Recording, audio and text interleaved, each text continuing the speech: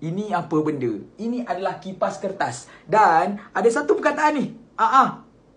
Sektor. Bila sebut pasal sektor bulatan, kita dah tahulah bahawasanya ini akan jadi Form 2 Chapter 5 bulatan.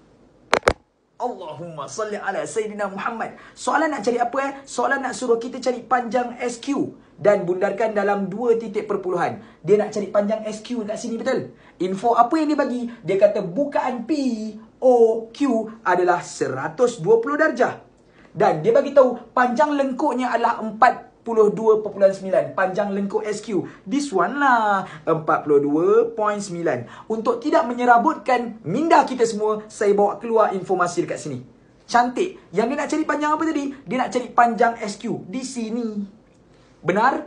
Dan abang-abang dan kakak-kakak sekalian, macam mana kita nak jawab soalan ni? Kita kena gunakan lengkuk yang dia bagi. Geng, lengkuk formulanya apa Lengkuk is part of lilitan. Maksudnya lengkuk di sini 42.9 ni adalah part 120 per 360 didapatkan dengan lilitan. Formula lilitan apa? 2 pi r. Pi akan jadi 3.142. R dia akan jadi panjang dekat O ke Q ni nanti.